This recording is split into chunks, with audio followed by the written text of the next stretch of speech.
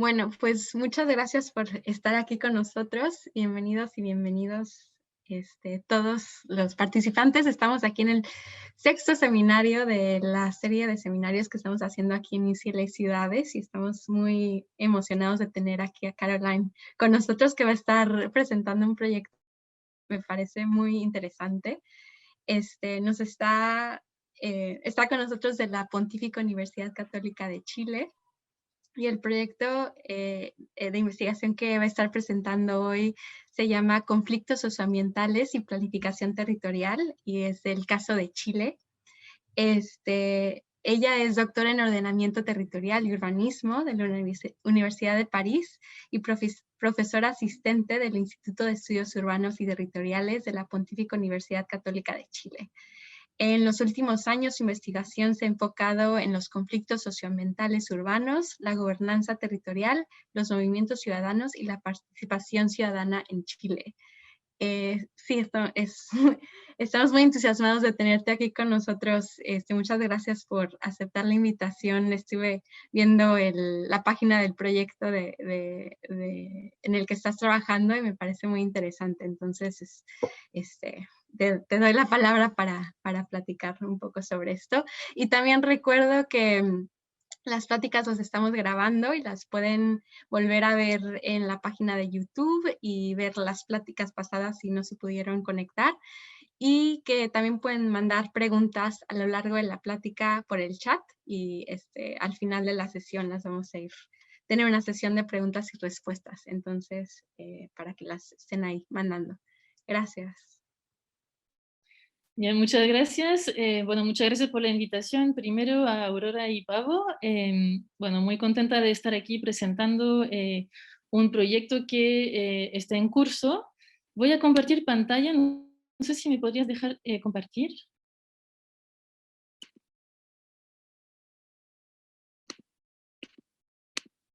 Ya, ahora sí. Ya, se ve la pantalla. Súper. Bueno, como decía Aurora, les voy a presentar un trabajo en curso. Es un proyecto Fondesit que, bueno, ha tomado bastante atraso por el tema de la pandemia acá en Chile, así que lo que les voy a presentar es un avance nomás.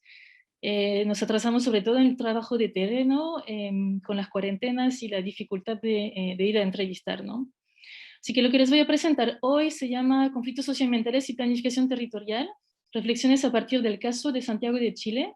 Y la idea es ir conversando justamente con los temas que ustedes están viendo también en este seminario sobre planificación urbana.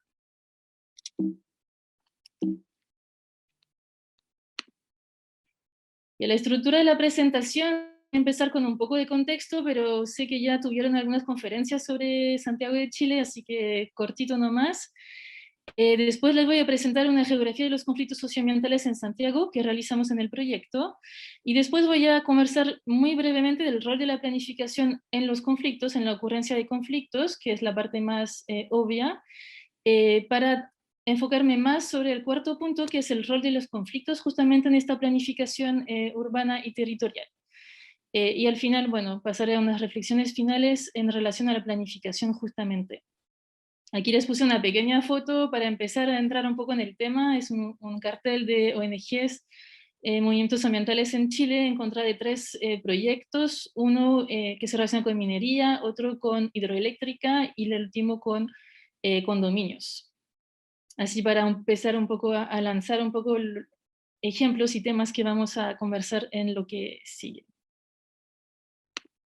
Bueno, un poco de contexto rápidamente. La dictadura militar que terminó en el 89 es muy importante tenerla presente porque tiene, o sea, las raíces de la situación de las ciudades hoy en Chile viene de ese momento, con fuertes reformas neoliberales bajo el impulso en gran parte de los Chicago Boys, estos economistas chilenos que se fueron a formar a Chicago con Milton Friedman y volvieron para implementar políticas de privatización, neoliberalización, y eso se aplicó en el contexto urbano con la política del 79, que básicamente, si uno quisiera resumirla, sería el fin de la planificación, ¿no? Porque pasamos una liberalización del suelo y una desregulación completa del mercado del suelo, es decir, ya no hay límite urbano y se puede construir según, digamos, los intereses de los inmobiliarios, o sea, la oferta manda, digamos.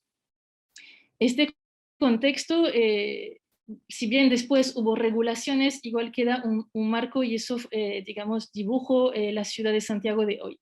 Eso se combinó con planes de erradicación de campamentos que fueron expulsados de las zonas centrales hasta zonas periféricas, y vamos a ver que eso también influye en la geografía social actual de Santiago.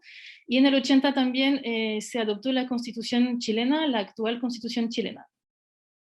En el 90 se volvió la democracia con nuevas regulaciones que se implementaron tanto en temas ambientales como en temas urbanos.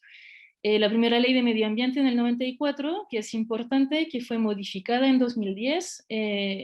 Una gran razón de modificarla fue la entrada de Chile a la OCDE, por lo cual hubo exigencias ambientales que implementar y se creó una nueva institucionalidad ambiental. Vamos a volver un poco sobre este punto, es decir, más regulaciones ambientales. En el 94 se implementó un nuevo plan regulador metropolitano, o sea, es la primera gran planificación en Santiago desde la de 1960, antes de la dictadura. Y este plan, si bien se vuelve una regulación de los usos de suelo, sigue con un modelo de ciudad en expansión y sigue, digamos, con patrones no tan, digamos, diferentes que lo que venía llegando. Fue, sin embargo, modificado en 2011 y ahí hay una nueva política hacia más densificación de la ciudad, digamos, un avance relativo, pero tampoco sin grandes cambios. En el 2014 hay una nueva Política Nacional de Desarrollo Urbano que se implementa, que es la primera también desde la vuelta a la democracia, y esa sí implica cambios con, por ejemplo, sí, un modelo de ciudad compacta mucho más claro y, por ejemplo, procesos de participación ciudadana. Sin embargo, esta política todavía no se ha traducido concretamente en leyes y en documentos, digamos, que tengan un efecto real y concreto en el territorio. En este panorama tuvimos en 2019 un estallido social que seguramente han escuchado, quizás seguido, y que me parece importante mencionar porque este gran movimiento social chileno que surgió de las calles también tiene orígenes urbanas. Hay muchos movimientos urbanos que se unieron a este estallido social y que también cuestiona este modelo neoliberal chileno en todas sus vertientes y también en su ámbito urbano, ¿no? Así que este año, el año pasado tuvimos un plebiscito para la nueva constitución, para justamente revocar esta constitución del 80, que si bien había sido modificado desde el 80, sigue el modelo, digamos que el centro de la constitución sigue la del 80, y el próximo mes, estamos en abril, en mayo tenemos elecciones para elegir los miembros de la Convención Constitucional, los que van a redactar justamente esta nueva constitución. Así que eso también es un momento en que es importante y que probablemente genera y va a generar cambios también. O sea, hay esperanza de que genere cambios en el modelo y también en lo que nos interesa, que es en la planificación urbana.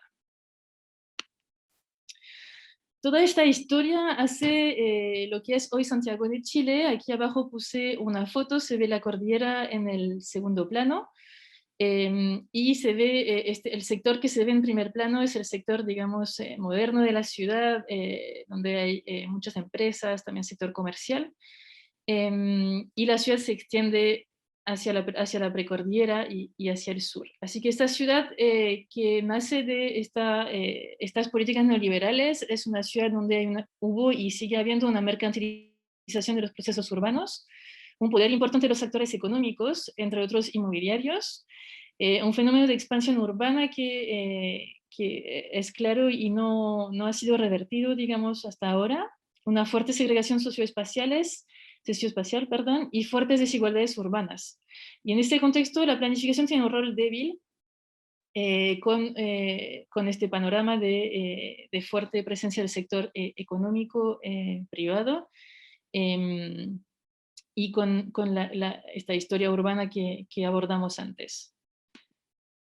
Eso hace que hoy tenemos esta mancha urbana. En gris es la ciudad, digamos, el área urbano continuo, y en lo que es en naranjo son todas estas extensiones, así que Aquí solamente una imagen del 92 al 2012, pero se ve que la ciudad ha crecido mucho, más 16.000 hectáreas en 10 años, más 17.000 hectáreas en 10 años, es una expansión importante. Y eso nos interesa en temas de conflictos porque eso genera tensión y presión sobre lo periurbano y sobre las zonas rurales, afuera del área urbano, además de las presiones que hay dentro del mismo área urbana.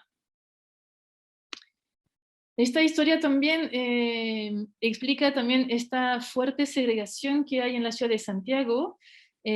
Aquí a la izquierda se ve un mapa de las, bueno, es un tipo de indicador que nos indica las clases socioeconómicas. En azul son los barrios más ricos y en naranjo y rojo son los barrios más populares. Y vemos una clara geografía con un sector nororiente digamos, con población con más capacidades adquisitivas versus este gran sector sur poniente que alberga población de nivel socioeconómico inferior. Así que esa geografía, bueno, quiero que la recuerden porque vamos a conversar con ella a lo largo también de la presentación.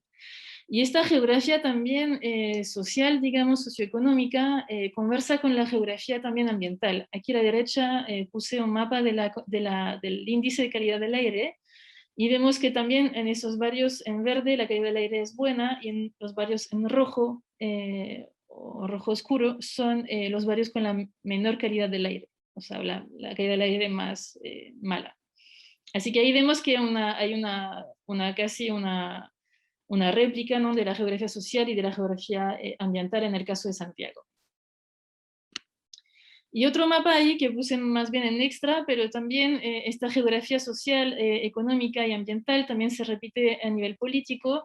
Eso es la votación en el plebiscito sí o no al cambio de la Constitución, que hubo el año pasado en 2020, y en todo Chile solo 5 comunas votaron no a su mayoría, y dentro de estas 5 hay 3 en Santiago, que son estas que vemos ahí, Lo Barnechea, Vitacura y Las Condes, que son las comunas donde residen las élites económicas, políticas del país. Y bueno, ahí se rechazó, digamos, la nueva constitución, versus vemos todas las comunas que están en verde oscuro, donde se aprobó entre 80 y 90%. Así que ahí también hay una diferencia enorme, digamos, que podemos ver. Ahora, después de este corto contexto sobre Santiago, quería presentar un poco lo que hicimos en el proyecto. Hicimos una cartografía de los conflictos socioambientales. Hay que mencionar que si bien en Chile hay muchos trabajos sobre conflictos socioambientales, la mayoría se ubica a nivel nacional con un enfoque fuerte en el extractivismo, todo lo que es actividad minera, forestal, también salmonicultura, entre otros. Y no había cartografía de los conflictos socioambientales urbanos en el caso de Santiago que se haya elaborado. Hay una que se hizo de parte de una ONG durante algunos años, al principio de los años 2000, finales de los años 2000, pero no había otros trabajos sobre eso. Así que la idea también del proyecto era llenar este vacío de conocimiento, también haciendo un trabajo de recopilación, ¿no? Así que trabajamos con distintas fuentes de prensa, también recursos judiciales, también proyectos presentados de evaluación ambiental y construimos una gran base de datos de los conflictos.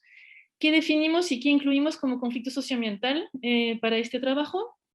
Uno de los conflictos que son públicos, que han logrado algún tipo de difusión, sobre todo en prensa y redes sociales, y 2 conflictos que son colectivos, que implican una acción colectiva. Ahí el número es muy variable de participantes, digamos, dentro de estos colectivos o agrupaciones. Lo diferenciamos de los conflictos de acción individual, que también estudiamos en el proyecto, pero que ahí no voy a presentar, que son todas las denuncias que se hacen, y que se hacen a título individual, que es completamente otra geografía. Bueno, y ahí puse una referencia de un trabajo de Boltanski, un sociólogo francés, que articula los trabajos sobre la denuncia, un artículo que se llama La denunciación, sobre justamente la articulación entre acción colectiva y acción individual, y cómo uno puede estudiar el continuum entre los dos. Pero aquí me voy a enfocar en esta acción colectiva. Y estos conflictos también tienen una dimensión ambiental y territorial central dentro del conflicto. Aquí abajo puse dos fotos, por ejemplo, para dar otros ejemplos de qué pueden ser estos conflictos. Abajo a la izquierda tenemos un conflicto contra Walmart. La empresa Walmart tiene un proyecto de construir una gran bodega en el sur de la capital. Va a ser una de las bodegas más grandes, al parecer, de Walmart afuera de Estados Unidos, y eso implica muchas consecuencias ambientales, sobre todo por los camiones que van a pasar por esta comuna y por este barrio todos los días. Bueno, el proyecto, para dar una pequeña información, el proyecto está ya construido, pero ya los habitantes siguen con recursos jurídicos en contra. Y a la derecha tenemos otro conflicto grande ahora en Santiago, que es en contra de los bronces de una minera que se llama Anglo American, que también ahí va a ser una de las mineras, una de las minas subterráneas de cobre más grandes del mundo, y la oposición es por la destrucción en gran parte de glaciares en esa zona, que está en una zona de abastecimiento de agua de la capital. La escala del trabajo es la escala regional. ¿Por qué? Porque es la escala de planificación. Hay un plan regional de planificación, y también porque las transformaciones, como ya lo hemos visto, se ven a escala regional también. Así que no separamos lo urbano de lo periurbano de lo rural, sino que tomamos todo este perímetro, que aquí se ve más en amarillo beige claro. Aquí un primer resultado, que es el mapa de los conflictos socioambientales. No voy a detallar aquí porque vemos muchos puntos que tienen que ver con varios sectores. Solo indicar que de las 52 comunas que conforman esta región metropolitana, 36 tienen al menos un conflicto, así que hay una repartición en el espacio. Y los sectores que generan más conflictos, como vemos en la tablita de abajo, es el sector inmobiliario, el sector sanitario, que tiene que ver con todo lo que es desechos, plantas de tratamientos de agua, etc. Industrias contaminantes, proyectos energéticos, la minería, el sector de transporte, servicios y la agroindustria. Obviamente que hay temas que son muy urbanos, que el tema inmobiliario, el tema sanitario y las industrias también, pero vemos también otros temas que son menos urbanos y que son muy relevantes a la escala nacional, Chile siendo un país extractivista que vive en gran parte de sus recursos naturales y de la exportación. Así que vemos la minería y la agroindustria también como sectores que aparecen ahí en ese mapa. Pero lo que me interesa mostrarles un poco es más bien entrar más en detalle en esta geografía de estos conflictos. Aquí ubicamos solo los conflictos que tenían que ver con el sector inmobiliario, y pueden ver que hicimos un zoom, o sea, están en un zoom estos puntos, porque estos conflictos se ubican sobre todo en el sector central de la ciudad y en el sector también oriente de la ciudad, que hemos visto que el sector de clase media, media alta, ¿no? Así que ahí tenemos una geografía. Aquí puse un ejemplo de conflicto, pero lo voy a describir más en detalle después, así que voy a seguir. Y aquí tenemos otra geografía, que son los conflictos relacionados con industrias contaminantes. Y ahí vemos que están todos ubicados en el sector sur poniente de la ciudad. Aquí todos estos puntos rojos. Y aquí, bueno, puse el ejemplo de un conflicto en un barrio, en una comuna que se llama La Granja, donde vemos este cartel que dice: despierta vecino, todos contra la contaminación, y que este conflicto es en contra de una zona industrial que genera contaminación en los barrios aledaños, tanto en polvo, aguas y ruido. Y aquí igual les puse los conflictos relacionados con la minería, que obviamente son conflictos mucho más periféricos. La zona que se explota en la minería es en general la zona de la precordillera, y aquí tenemos la cordillera de la costa, que también tiene minerales. La zona central de Chile tiene muchos recursos en minerales que no están explotados todavía en su gran parte, por lo cual es una tensión la minería que está creciendo fuertemente, sobre todo porque toca las zonas de abastecimiento de agua de la ciudad, ¿no? Y zonas también de glaciares. Bueno, ahí puse un ejemplo de un conflicto minero, la Quebrada de la Plata. Fue un conflicto en contra de sondajes mineros, de una fase de explotación minera, en la cual el propietario del terreno, que es una universidad, estaba en contra de la explotación, pero en Chile hay una separación entre los derechos del suelo y los derechos del subsuelo, por lo cual tenían derecho de entrar, y lograron sacarlos a través, entre otros, de una clasificación como patrimonio natural. Esta geografía desigual que vimos aquí a través de dos ejemplos grandes, que son el sector inmobiliario y el sector, o sea, la industria contaminante, se refuerza en que analizamos, digamos, todos nuestros conflictos por sector para ver en qué tipo de barrios estaban ubicados a nivel socioeconómico. Y lo que vemos aquí en esta tabla es que los conflictos relacionados con agroindustria, minería e industria contaminantes son los que se ubican en los territorios más vulnerables de la ciudad. Así que eso no nos dice, o sea, no nos dice que los problemas ambientales están en los sectores más, están ahí, sino que nos dice que hay más conflictos en estas zonas. Así que también podríamos decir que probablemente está subestimado este número, porque en muchos casos quizás no hay conflictos aunque haya un problema, ¿no? Sino que no hay acción colectiva para luchar contra este problema. Pero eso nos da un indicador de una injusticia ambiental en Santiago, en donde efectivamente estos barrios altos se quejan más contra inmobiliarias y los sectores, digamos, más populares se quejan más contra minería, agroindustria, industrias contaminantes, que son obviamente también industrias con impactos muy fuertes en el medio ambiente. Y eso se correla también con esta duración promedio de los conflictos más largos, y es bastante lógico ahí también, tienen que ver con industrias contaminantes, porque es muy difícil lograr que se cierre una industria o que se desplace una industria, y después seguimos con energía y otros sectores. Ahora, basando en este análisis entre conflictos y planificación, voy a pasar brevemente el caso de en qué medida la planificación genera o implica o explica los conflictos socioambientales, porque también es bastante intuitivo que sí, que la planificación que regula los usos de suelos en el territorio, estos conflictos de usos de suelo va a generar obviamente probablemente conflictividad o tensiones. Y ahí quise explicarlo a través de un caso, de un ejemplo, que es el caso de Tiltil, que es una comuna que se ubica o sea, al norte de la región, que es aquí, no sé si se ve mi mouse, pero aquí en el norte.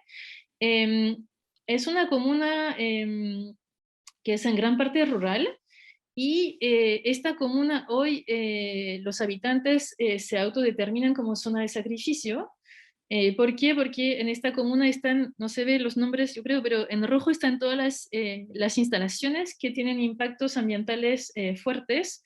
Es decir, hay varias plantas de tratamientos de desechos, el gran relleno sanitario de Santiago está ahí, también tienen cementeras, y tienen, bueno, ahí una lista de unas 15 industrias molestas instaladas en su territorio.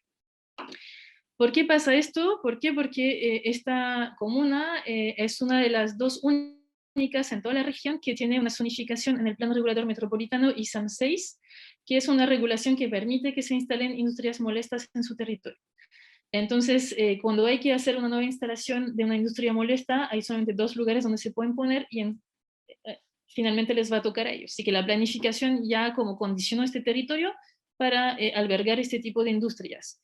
La comunidad se ha empezado a movilizar desde los años 2010 en contra de justamente de las contaminaciones. También tiene relaves mineros ahí en el territorio, o sea, hay una serie, digamos, de instalaciones complejas.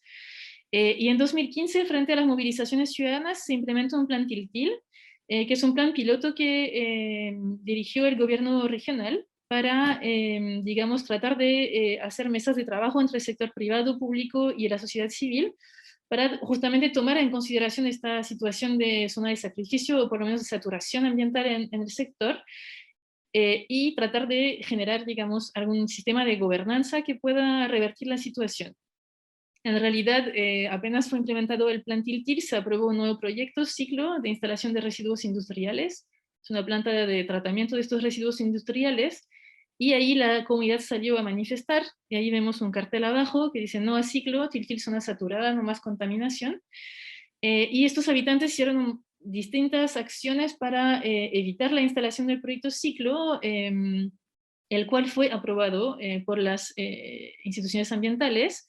Y los habitantes, lo interesante que quiero resaltar acá es que los habitantes hicieron distintos recursos jurídicos, y en uno de los recursos jurídicos que hicieron en el Tribunal Ambiental, que es el tribunal a cargo de ver justamente lo que tiene que ver con evaluación ambiental, eh, si bien perdieron en ese tribunal, porque perdieron en realidad en todos sus recursos jurídicos, uno de los jueces, son varios ministros, se llaman ministros no jueces, uno de los ministros que está en este tribunal, él votó, hizo un voto distinto de los otros digamos, ministros o jueces, y él mencionó que se deberían tomar dos consideraciones, que si bien la justicia ambiental no está inscrita en el derecho chileno, él les recomendaba dos medidas. Una, que el gobierno regional hiciera un estudio del Plan Regulador Metropolitano de Santiago, para eventualmente, aparte de un estudio de riesgos del territorio, viendo los restos de este estudio,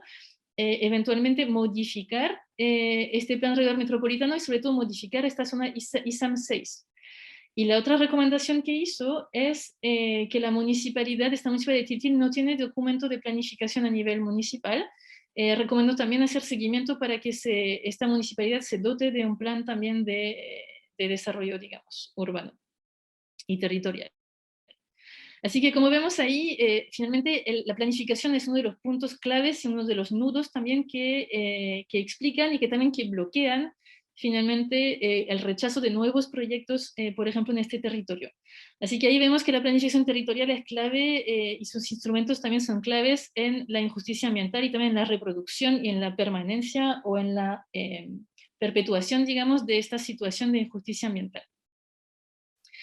Así que eso es como una ilustración para mostrar esta clara relación entre planificación y conflictos. Una planificación de este tipo genera, obviamente, y va a generar conflictos con la ciudadanía. Ahora quiero enfocarme más, como les decía en la introducción, sobre el rol de los conflictos y de las acciones colectivas en la planificación. O sea, ¿qué producen estos conflictos que permite revertir, cambiar o reorientar la planificación territorial o urbana? Y ahí hay mucha literatura sobre el rol de los conflictos socioambientales, tanto su rol emancipador, justamente para cuestionar formas de violencia estructural o cultural, también el rol de estos conflictos en mecanismos de gobernanza de territorios, esos son trabajos más europeos, y también sobre lo que producen los conflictos a nivel social y territorial. Ahí cité dos trabajos, o sea, de un mismo equipo, incluyendo los de Antonio Azuela, de México, que trabajó sobre justamente qué producen los conflictos a nivel jurídico, social y territorial. Así que ahí tenemos teorías que muestran que los conflictos sí pueden generar, digamos, cambios, o pueden generar o impulsar, digamos, o tener algún efecto sobre el territorio. Y esa idea se también retoma en los trabajos que pongo aquí de la planificación insurgente. Mencioné a dos, a Sander Koch y a Miraftab, que ellos estudian también en esa misma idea de que el conflicto es positivo, puede generar cambios, cómo los movimientos de bases, los movimientos sociales locales pueden también generar planificación, pero en ese acercamiento, esta planificación es, digamos, una planificación paralela a la planificación oficial y son justamente trabajos que vienen del sur global, en donde tenemos espacios de acción que son desde las autoridades, paralelamente a espacios de acción que nacen desde las bases y que son creativos, inventivos, ¿no? Así que esta teoría la vamos a conversar aquí también en lo que voy a seguir de la presentación, de cómo se articulan estos espacios, bueno, que Miraftab llama Invited Space, y los otros son los, perdón, ay, se me fue la palabra. Bueno, los espacios convidados y los espacios imaginados, cómo se articulan también ahí en los conflictos que estudiamos. Y la otra teoría que me interesa discutir también en lo que sigue es el rol de los conflictos en un contexto post-político, este contexto neoliberal, en donde hay una pérdida, digamos, de lo político, en el sentido en el cual la neoliberalización implica instancias de gobernanza e implica finalmente una predominancia de teorías del consenso, del acuerdo, con participación controlada, versus un mundo que sería más conflictivo, donde habría más debate, desacuerdo, etc. Así que este contexto postpolítico que describe muy bien Eric Swingedow, también me interesa conversarlo, porque si tomamos esta idea de la ciudad neoliberal como postpolítica, como un contexto postpolítico, entonces ahí tendríamos formas de resistencia local que están marginadas, y las cuales obviamente tienen mucho más dificultades en llegar a espacios de decisión, porque la decisión en esas teorías se toma en la ciudad neoliberal desde grupos chicos, políticos, empresarios, expertos, ¿no? Así que esta descripción de lo postpolítico nos permite cuestionar también el rol que pueden tener los conflictos, la acción colectiva dentro de la ciudad. Primero quería volver sobre estos espacios de acción convidados. En todos los conflictos que les mencioné, no en todos, perdón, pero en algunos, hay instancias de participación. Es decir, que sí hay un Estado que pide o pregunta a la ciudadanía su opinión. ¿Qué es lo que se hace dentro del sistema de evaluación de impacto ambiental? Cuando un proyecto nuevo o una ampliación de un proyecto se quiere instalar, se quiere construir, hay que hacer una solicitud y presentar el proyecto ante este sistema, el cual lo evalúa. Son las empresas, obviamente, o digamos, el portador del proyecto que lo presenta. Y en este sistema hay participación ciudadana cuando es una evaluación de impacto ambiental, que son proyectos grandes. Cuando son proyectos más chicos, eso lo define la ley, la diferencia entre uno y el otro. Cuando son declaraciones de impacto ambiental, no hay participación, salvo si la comunidad o algunos actores la piden. En este caso se hace participación, pero la participación en este marco es muy limitada. Es una participación de tipo informativa y también se pueden hacer observaciones escritas al proyecto. Así que como ciudadano o como actor organizado, uno entrega comentarios al proyecto. Por ejemplo, este proyecto va a generar mucho ruido en mi barrio, estoy preocupado, y hay obligación en este sistema que la empresa o el que maneja el proyecto responda a esta observación, o la mitigue o diga que no es relevante, solo responda. Así que no hay una interacción directa, solo se entregan estas observaciones y se responde. Por lo cual, ahí volvemos a estas teorías de la gobernanza neoliberal, donde efectivamente hay una necesidad en este modelo neoliberal de solicitar que los ciudadanos opinen para legitimizar el sistema. Sin embargo, es para darles una percepción de inclusión, pero sin una participación, digamos, real, y sin una participación por lo menos amplia, ¿no? Sino que es una participación muy limitada y muy enmarcada, digamos, en mecanismos específicos como aquí las observaciones. Así que la evaluación ambiental experta es la que predomina, digamos, en estos procesos, por lo cual finalmente nunca se le pregunta a la comunidad si quiere o no el proyecto, sino que solo puede opinar sobre puntos específicos del proyecto, a los cuales se les va a responder de manera técnica. Aquí puse el número de proyectos. De los 89 conflictos que tenemos en la cartografía, hay aquí 24 que tuvieron participación ciudadana. Ahora, en la cartografía también tenemos instalaciones que ya existen, así que no pasan por este sistema. Y la única instancia política de este sistema de evaluación ambiental chileno es el Comité de Ministros. Es decir, que si la comunidad no está conforme con la respuesta que se hizo a sus observaciones en el contexto de una evaluación de impacto ambiental, pueden recurrir a este comité, que está formado con ministros de varios ministerios. Ahí vemos ministerios potentes como Minería, Energía, Economía, que son también los ministerios de los grandes sectores productivos chilenos, ¿no? Así que también este comité no es neutro en su composición, pero vemos que en los 10 casos que llegaron a este comité de ministros, en 7 casos fueron rechazadas las solicitudes de la ciudadanía y en 3 parcialmente acogidas. Así que tampoco este instrumento político funciona, digamos, mejor a favor de la ciudadanía que el sistema más técnico. Hay también espacios legales en estos conflictos, que son los recursos jurídicos. Aquí puse unos números, pero no me quiero atrasar tanto en esos números, solamente decir que es bastante residual estos recursos jurídicos, se hacen a través de recursos de protección, o a través de demandas al Tribunal Ambiental, que es esta institución nueva que fue creada en 2010, que es interesante. En este Tribunal Ambiental hay bastante acogida de estos recursos de los ciudadanos. De los 12 grupos ciudadanos que recurrieron, 8 ganaron. Y podemos mencionar que este recurso al derecho también demuestra un déficit de lo político y por eso un recurso al poder judicial como un poder extra, digamos, que va a poder, digamos, responder al conflicto. Pero el tema judicial se enfoca mucho en la forma y muy poco en el fondo, como lo vimos, por ejemplo, en el caso de la justicia ambiental, en el caso de Tilquil, ¿no? Así que tampoco en muchos casos es una salida, porque son derechos que no están legalmente constituidos en Chile, el derecho a la justicia ambiental, por ejemplo. Y hay también mecanismos de fiscalización, aquí puse la Superintendencia del Medio Ambiente, en donde la ciudadanía puede recurrir cuando hay una infracción a alguna ley ambiental, por ejemplo, contaminación a nivel de ruido, etc. Y ahí hay 21 conflictos que llegaron a obtener una sanción, pero en general significa una multa, por lo cual tampoco es una respuesta, digamos, importante, ¿no?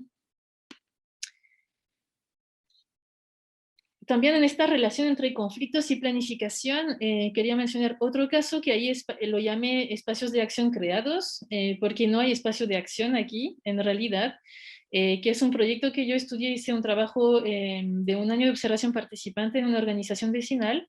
Es un grupo de habitantes que se opusieron a este proyecto de autopista que se llama Costanera Central, que se ve en el mapa en rojo. Es interesante este conflicto porque justamente en este modelo neoliberal se creó, o sea, a la vuelta a la democracia en Chile se creó una ley de concesiones porque había un déficit en infraestructura, por lo cual esta ley de concesiones, la idea era atraer inversiones privadas para construir autopistas, puertos, hospitales, etc. Y esta ley permite que empresas privadas propongan proyectos y si son de interés para el Ministerio de Obras Públicas, estos proyectos pueden ser licitados y realizados.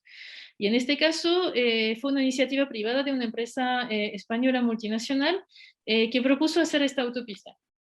Así que fue una propuesta privada y el sistema de estas concesiones con iniciativa privada hace que cuando la empresa presenta, después el ministerio da una declaración de interés, dice estoy interesada por tu proyecto, pero tienes que avanzarlo, desarrollarlo, hasta que cuando el proyecto está desarrollado, la empresa lo vuelve a presentar y ahí el ministerio dice sí o no, lo vamos a realizar.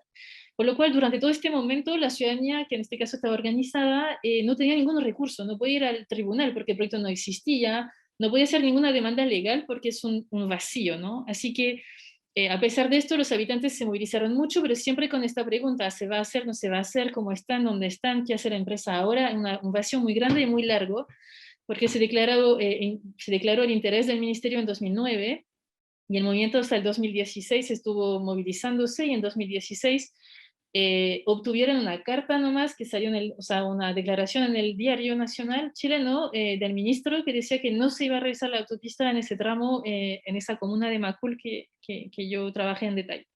Así que solo por el diario se enteraron de que supuestamente no se iba a realizar, pero fue un gran movimiento, digamos, en un vacío, así que tenemos movimientos ahí que se crean. Em, Y otro caso también en esa articulación entre planificación y conflicto, conflicto y planificación, es este caso de un conflicto que se llama el PANUL, que es, abajo se ve en el mapa, es este sector verde, que es un sector de la precordillera, donde es un sector que es un bosque típico de la zona central de Chile, que es un bosque digamos, chico y que es una zona, la zona de precordilleras, que es una zona con pendiente, en donde un grupo de ciudadanos también ahí que viven en esa zona empezó a defender este sector después de un aluvión. Así que el aluvión fue una de las razones porque hubo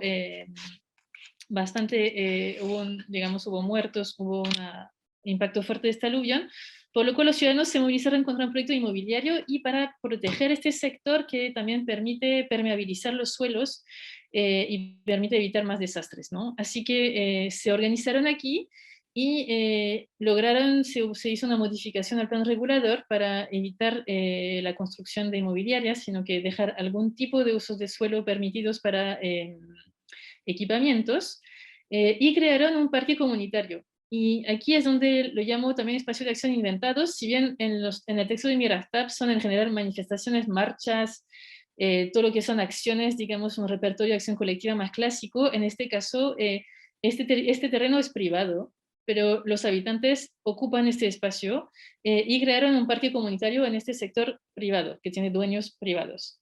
Así que es interesante porque es como una apropiación de un espacio que es muy grande y estos habitantes lo han zonificado y obviamente que no lo pueden ocupar físicamente de manera permanente, sino que hay carteles, hicieron senderos, o sea, hay como una ocupación, pero relativamente digamos que no puede ser en profundidad y además el objetivo de ellos es proteger este espacio, ¿no? Así que ahí tenemos un tipo de acción de planificación que obviamente es informal, pero que va en el sentido de proteger y de tener, digamos, áreas verdes y áreas protegidas en ese sector. Sin embargo, actualmente, y aquí está la foto de abajo, actualmente hay un proyecto que igual se presentó para urbanizar una parte del sector, así que están ahora con ese tema de esta lucha. Así que como vimos algunos tipos de sectores, de tipos de espacios de acción distintos, que ahora quiero un poco resumir en esta reflexión final. Eh, bueno, vimos que obviamente la planificación tiene impactos directos en la generación de conflicto, porque esta planificación no es equitativa en el territorio, en el caso de Santiago, y además, no lo mencioné antes, pero hay poca participación en la elaboración de los documentos de planificación también. Por ejemplo, el Plan Regulador Metropolitano de Santiago, que mencioné como este gran documento director, se realizó sin participación ciudadana legal, o sea, no hubo, digamos, hubo participación de actores ahí, obviamente que hay mucha discusión porque es un documento importante, pero no hay instancias de participación ciudadana. Ahora, desde el 2018, hay una nueva ley que se implementó y que obliga para este documento, hoy si se hiciera hoy, hay una obligación de que tenga participación para la construcción de lo que es la visión del plan, el imagen objetivo que se llama en Chile. Pero ahí no había. Y en los planes reguladores comunales hay instancias de participación. También esta ley 2018 incluye un pequeño cambio, pero que son todas informativas y consultivas y que llegan bastante tarde en la elaboración de estos documentos, ¿no? Así que estos documentos no hay mucha participación para elaborarlos, además son en muchos casos en Santiago, en muchas comunas son antiguos, hay comunas que no tienen documentos, por lo cual tampoco ahí hay una opción, digamos. Del otro lado, estos conflictos sí impactan la planificación, como lo hemos visto a través de la insurgencia, estas prácticas contrahegemónicas, transgresivas, imaginativas, tanto como vimos el caso del PANUL, como en el caso de movilización fuertes en el espacio en contra de la autopista.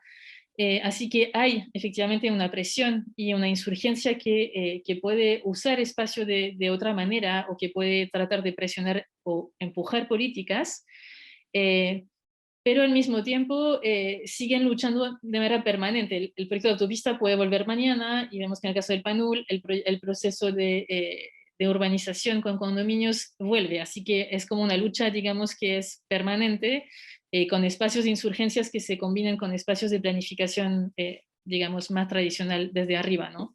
Por lo cual aquí quería plantear esta necesidad de devolver un lugar al político en su sentido amplio, en redistribuir el poder en los procesos de toma de decisión para justamente buscar producir este medio ambiente más inclusivo, que es lo que también defienden autores de ecología política urbana, ahí puse Einen, Kaika y Swingedow, en un texto bueno, clásico de ecología política urbana. Y también quise plantear y abrir, es algo que todavía no hemos completamente trabajado en el proyecto, pero estamos trabajando, o sea, queremos abordar el tema de la planificación agonística, justamente esta idea de la planificación, de integrar en la planificación el conflicto como parte y práctica legítima de la planificación. Y aquí puse algunos trabajos, hay una literatura emergente en Australia sobre todo, que retoma teorías de Chantal Mouffe, una politóloga, sobre justamente la necesidad de pasar de un conflicto antagónico, es decir, opuesto entre enemigos, a conflictos entre adversarios, donde puedan dialogar y pueda haber una interacción entre estos actores en la planificación urbana. Por lo cual es bueno, una apertura que dejo ahí de cómo pensar esta planificación agonística que pudiera incluir, digamos, el conflicto dentro de su planteamiento. Y por último, quería plantear el proceso constitucional actual, que también nos plantea quizás un nuevo escenario, y que podría también replantear cómo se toman las decisiones, quiénes la toman, en qué tipo de institución, y con qué principios y qué modelo también de desarrollo detrás. Así que ahí también hay una apertura y de hecho muchos de la gente que estamos entrevistando ahora en los territorios son candidatos a constituyente. mucha gente que está en los movimientos ambientales son candidatos y que queda por ver qué va a pasar con esto. Eso, muchísimas gracias por su atención y bueno, aquí dejé mi correo también.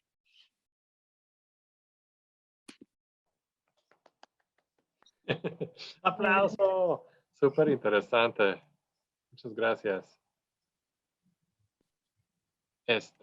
Pues ahora tenemos 15 minutos para preguntas. Yo puedo empezar pues con unas observaciones. Está excelente trabajo, súper claro y muy interesante. Y pues felicidades en la documentación tan importante de todos los conflictos. Seguramente se tardaron mucho porque es difícil, pero ahí, bueno, sí tengo una pregunta no tan necesaria, pero pues me interesa saber sobre esa documentación, si tienen forma o pensado documentar como las acciones que generan el conflicto, ¿no? Porque como denominador para entender bien, o sea, porque muestras en diferentes colonias por estrato social, ves más conflictos sobre inmobiliaria versus otras cosas, pero también sería interesante saber cuántos eventos, o sea, cuántos proyectos había y qué porcentaje generan conflictos, ¿no? Porque me imagino que en las colonias o en las zonas con más marginalizados, pues no tienen los recursos para levantar conflicto, ¿no? Y es súper interesante este tema porque en California creo que hemos ido al otro extremo, que hay muchísimo planeación y es muy cauteloso en cuanto a los proyectos por el medio ambiente, pero lo que ha pasado aquí es que la gente con más recursos ha dominado el proceso, entonces como que se ha vuelto medio perverso el resultado, ¿no? Entonces, no sé, bueno, si quieres aprender de un futuro posible de Chile, pues aquí pueden verlo. Entonces, preguntas. Bueno, si tienes una idea de cómo hacer eso, de medir y una idea de qué porcentaje de proyectos resulta en conflicto por colonia, está muy interesante. También lo de la planeación agonístico, pues me hace súper interesante, y si tienes una idea de cómo implementarlo medio en concreto, que quisiera saber cómo. También creo que es un problema difícil de resolver, eso de no puede haber consulta pública hasta que hay plan, pero una vez que hay plan, pues ya hay plan, entonces no lo queremos cambiar, ¿no? O sea, es lo que he visto aquí en el caso de hay como unos planes municipales para vivienda y quieren ser transparentes y quieren las opiniones de la comunidad, pero no quieren abrir el proceso de construir el plan. Ya tienen el borrador, entonces te damos el borrador por el comentario, pero como que ya lo usan como excusa para no cambiarlo, porque ya hicimos el borrador, ¿no? Entonces, ¿cómo limita las posibilidades esa dinámica? Sí, ya voy empezando a responder. Sí, la documentación, bueno, tenemos una base ahí de un montón de datos para cada conflicto, pero efectivamente es muy difícil poder saber cuántos proyectos hay en total y cuántos generan conflicto. Lo podemos saber de los proyectos nuevos, pero no de los que existen y que nadie se opone o sea, nadie se mueve porque se están contaminando. Así que efectivamente es muy probable que en los sectores populares haya una subestimación muy fuerte de estos conflictos, porque no llegan a prensa, no llegan a redes sociales, menos llegan a tribunales, así que probablemente no llegan a nuestra base de datos. Por lo cual, sí, ahí hay algo que no podemos y no logramos, digamos, revisar. Ahora, por ejemplo, cuando trabajamos sobre las denuncias individuales, ahí trabajamos en otros tipos de barrios, y fue interesante porque las denuncias a las municipalidades a nivel local sobre temas ambientales, ahí hay en todo el territorio. Está porque es mucho más fácil. Yo llamo a la municipalidad y digo, hay un problema aquí en mi barrio de tal tipo, es una denuncia muy fácil, ¿no? Así que ahí teníamos completamente otra geografía. Pero sí es algo que no logramos realmente hacer. Y después, sí, la idea es que estamos viendo qué tipo de recursos hacen y con qué resultados. Y ahora estamos haciendo trabajo de terreno con entrevistas, en el cual ahí lo que nos interesa ver bien es qué estrategias desarrollan cada grupo de habitantes, porque hay muchas estrategias que no están documentadas, que son reuniones con senadores, reuniones con alcaldía, a veces hacen alianzas con otros actores locales, hay un montón de, además de creatividad en las acciones que tienen, y que estamos ahí viendo a través de entrevistas, ¿no? Y ahí estamos también viendo cómo ellos evalúan estas estrategias y qué resultados tuvieron con estas estrategias. Así que es interesante ver también entre los que se van a acciones que son más transgresivas y los que se van más hacia acciones individuales. Y ahí también un tema generacional muy fuerte y que también con lo que pasó en 2019 con el estallido social y ahora con el contexto actual también hay una tensión que se ve también en las entrevistas que hacemos. En donde se ve todo como una nueva posibilidad de que el país cambie, entonces también hay acciones que cambian y estilos de acción que también cambian.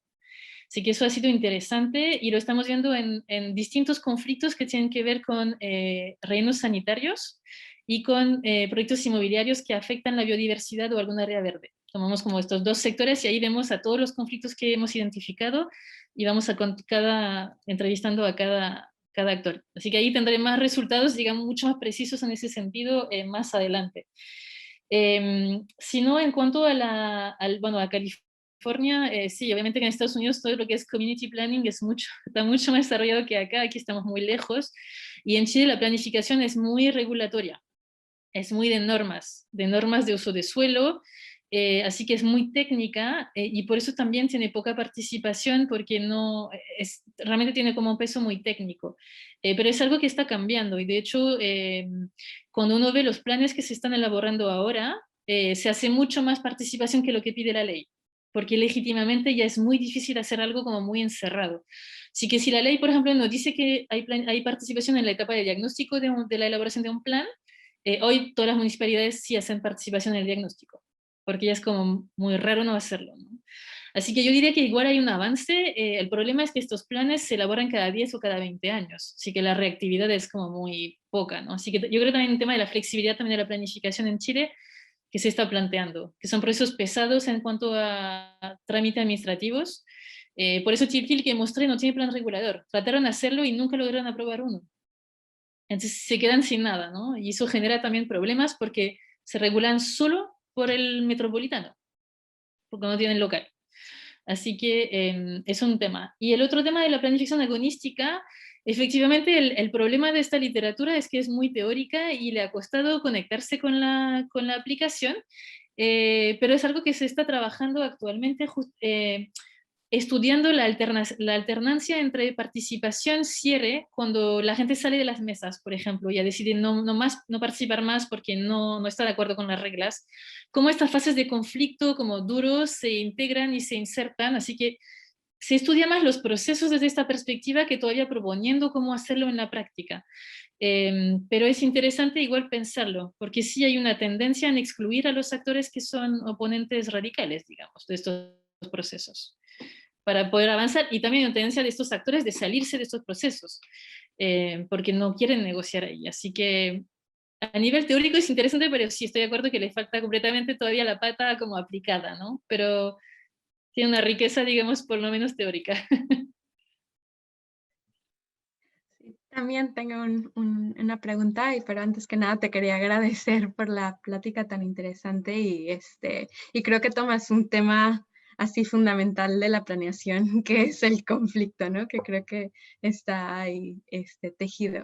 Pero te quería preguntar sobre la discreción y las como excepciones y cambios de uso de suelo en la planeación en Chile, porque en México muchos de los conflictos nacen de que se dan aprobaciones que están fuera de los planes de uso de suelo, que dejan que se hagan proyectos inmobiliarios grandes o cambios a zonas de suelo protegido y este tipo de actos de planificación estratégica. Entonces te quería preguntar cómo eso está, bueno, el estado de eso en Santiago, si es tan fácil hacer este tipo de cambios puntuales y qué tan cómo está integrado o cómo podemos entender el tema del conflicto bajo esta consideración. Sí, es un tema también, no sé si es tan como fácil que en México hacerlo. No es muy fácil modificar un plan regulador, así que no es muy fácil modificar usos de suelo. Sí se pueden urbanizar suelos rurales, porque también otro tema en Chile es que la planificación urbana, o sea, la planificación es urbana.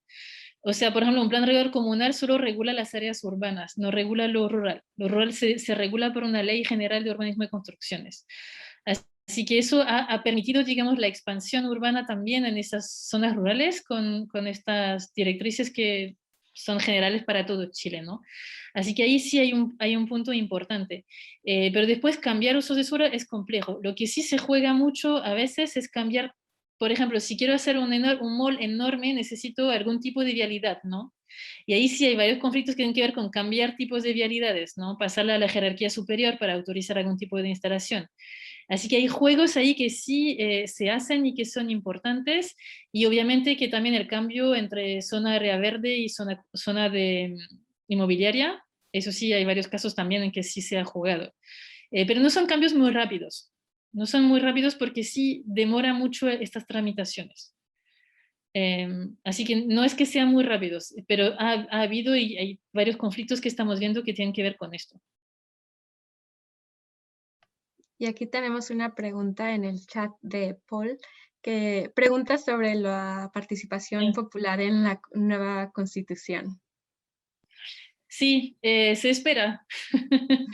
El tema es que todavía no se sabe quiénes van a redactar esta Constitución, así que la verdad que la próxima etapa, que es ahora si no me equivoco, 14-15 de mayo, es ver quiénes van a redactar esta Constitución. Es interesante porque, bueno, van a ser completamente puros cargos electos, digamos que se elige a todos los miembros, y además va a haber paridad obligatoria, así que tendremos, y eso va a ser la primera constitución a nivel mundial que va a ser paritaria entre mujer y hombre, y además va a incluir pueblos indígenas, hay cuotas para pueblos indígenas. Así que hay una esperanza, digamos, de que algo pase, pero también hay un riesgo de que no se pueda cambiar mucho. Ahí va a depender con quién uno habla, pero hay riesgos de que también los sectores conservadores tengan un peso suficientemente importante para bloquear, digamos, una constitución completamente nueva. Pero se habla de lo mismo un poco que en otras partes, de referéndums, plebiscitos, todo lo que son referéndums revocatorios, plebiscitos, o sea, leyes de iniciativa popular. Hay muchos como mecanismos que se hablan como en muchos países del mundo, pero no se sabe qué va a pasar. Pero ojalá la participación sea un punto central de esta constitución, o un punto por lo menos. Y estoy de acuerdo con el otro comentario, efectivamente, a veces no es uso de suelo, es el tipo que eso pasa aquí, el tipo de intensidad y de normas, efectivamente. Pero sí, es rígida la planificación en Chile, es que no es tan fácil hacer un cambio, digamos. El problema es que estaba muy desregulado, así que eso es un poco el tema. Súper interesante, muchas gracias. No sé si hay otra pregunta o en esto lo dejamos. Pues de nuevo agradecemos la participación y el video va a estar en el canal de YouTube para que otra gente lo vea. Y felicidades y pues suerte con lo que sigue del trabajo. Ya, muchas gracias por las preguntas, por la invitación y eso, cualquier cosa me pueden escribir. Muchas gracias. Perfecto. Ahí estaremos siguiendo el proyecto. Muchas gracias. Bye bye.